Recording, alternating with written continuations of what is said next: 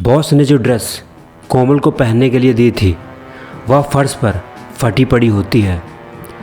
Company के office में रवि तेजी से आता है और सीधे अंदर ही घुस जाता है। ऑफिस के अंदर का नज़ारा देख रवि का खून खोल उठता है और रवि सीधा जाकर बॉस का सिर पकड़कर दीवार पर दे मारता है, जिससे बॉस की वहीं मौत हो जाती है।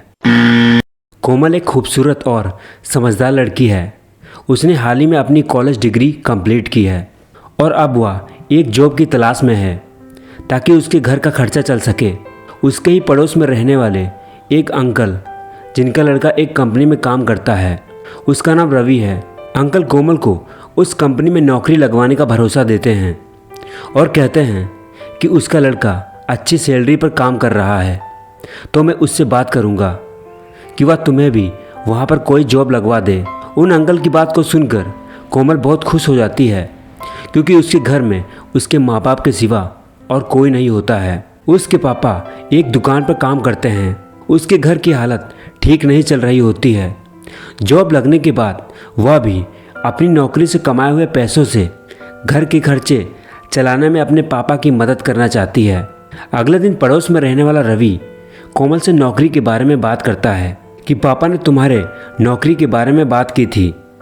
मैंने अपने बॉस से पूछा था तो उन्होंने कहा कि पहले मुझे उस लड़की से मिलाओ, उसके बाद ही मैं उसे नौकरी पर रखूँगा।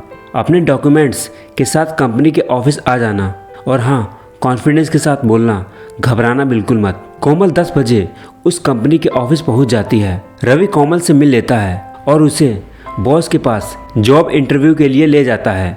58 साल का बॉस जब कोमल को पहली नज़र में देखता है तो वह देखता ही रह जाता है। कोमल लाल सलवार सूट में काफ़ी खूबसूरत लग रही थी। बॉस कोमल से बैठने के लिए कहता है तो उसके साथ रवि भी बैठने लगता है, लेकिन तभी बॉस रवि को बाहर जाने के लिए कहता है। रवि ऑफिस से बाहर निकल जाता है और वह बाहर ही खड़ा हो जाता है। उसकी नज़र ऑफिस रूम पर ही बनी रहती है, क्योंकि कहीं ना कहीं रवि कोमल को पसंद करता था, इसलिए वह कोमल की इतनी फिक्र कर रहा था। कोमल अपने डॉक्यूमेंट्स बॉस को देती है। बॉस उसके डॉक्यूमेंट देखता है और मेज़ पर रख देता है और बॉस कोमल की तरफ बड़ी ध्यान से देखने लगता है। तब कोमल कहती है, सर आप ऐसे क्यों देख रहे हो?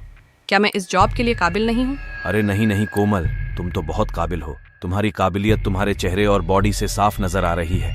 आज से तुम मेरी पर्सनल असिस्टेंट हो। तुम चाहो तो आज से ही काम पर लग सकती हो।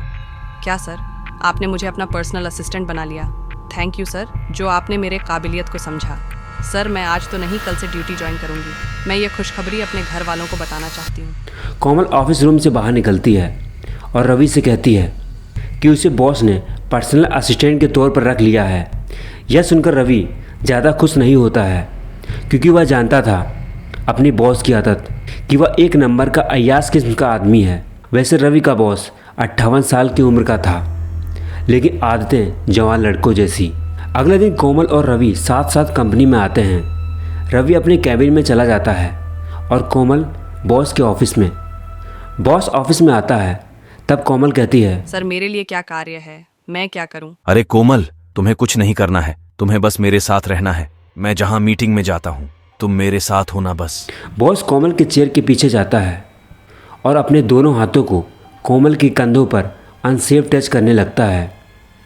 कोमल तुरंत जान जाती है कि बॉस उसे अनसेफ टच कर रहा है। वह कुछ नहीं बोलती है, क्योंकि वह जानती है कि उसे बड़ी मुश्किल में एक बड़ी कंपनी में नौकरी लगी है, वह भी पर्सनल असिस्टेंट की, तो वह उसे छोड़ना नहीं चाहती थी।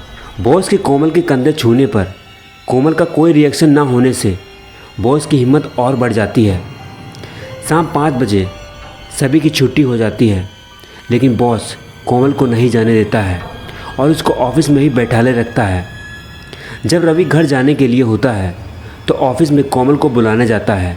अरे कोमल, चलोगी नहीं या यहीं ऑफिस में बैठी रहोगी? कोमल कुछ बोलने वाली होती है कि तभी बीच में बॉस कहता है, अरे रवि, तुम्हारी छुट्टी हो गई है, तुम जाओ।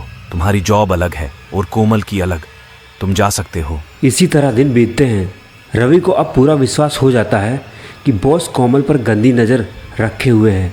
रवि एक दिन कोमल को बॉस के बारे में सारी बात बता देता है कि बॉस तुम पर गंदी नज़र बनाए हुए हैं।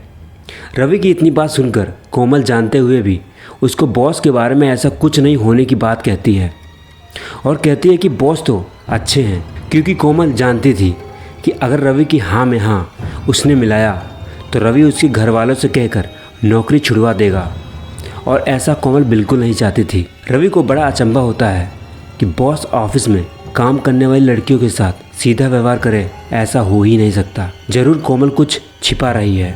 रवि कोमल से कहता है, कोमल देखो, मैं इस कंपनी में कई सालों से काम कर रहा हूँ। यहाँ का बॉस जितना बुढ़ा है उतना जवान भी है। इसकी नीयत बहुत ख़राब है। कंपनी में कोई भी नई लड़की आती है तो वह सबसे पहले वह उनको पर्सनल असिस्टेंट बनाता है और महंगे महंगे गिफ्ट भी देता है और अपनी बातों में बहला फुसला कर उनकी इज्जत के साथ खेलता है। उसी दिन से रवि कोमल पर और कड़ी नज़र रखने लगता है और बॉस पर भी, क्योंकि बॉस की तरफ से कोमल को कई महंगे गिफ्ट मिल चुके थे और बॉस कोमल को अपनी गाड़ी में बिठाकर उसको घर छोड़ता था। संडे को कोमल रवि के पास आती है और कहती है, रवि, संडे को क्या तुम्हारी भी छुट्टी है? नहीं, संडे को छुट्टी ही रहती है कंपनी में। तब कोमल कहती है, पर मुझे तो बॉस ने अपने ऑफिस बुलाया है, आज कौन सा काम आन पड़ा, आज कोई मीटिंग भी नहीं है। रवि समझ जाता है कि कोमल के साथ बॉस कुछ बुरा करने वाला है। रवि कोमल को ऑफिस जाने के लिए मना करता है, लेकिन कोमल रवि की बात नहीं मानती है और अपने बॉस के ऑफिस पहुंच जाती है। जब कोमल बॉस के ऑफिस पहुंचती है तो देखती है बॉस के अलावा ऑफिस में एक और आदमी होता है और मेज़ पर दारू की बोतलें रखी होती हैं। वहां पहुंचकर कोमल कहती है, सर, मुझे आज के दिन क्यों बुलाया है? आज तो सबकी छुट्टी है ना? सबकी छुट्टी है तो क्या, तुम आज काम कर लो, 1 हफ्ते तुम्हारी छुट्टी रहेगी। यह भी कोई कहने की बात है? तुम मेरी पर्सनल असिस्टेंट हो तो जो मैं कहता हूँ वह तुमको करना होगा। वहाँ मेज पर एक ड्रेस है, उसको पहन के आओ।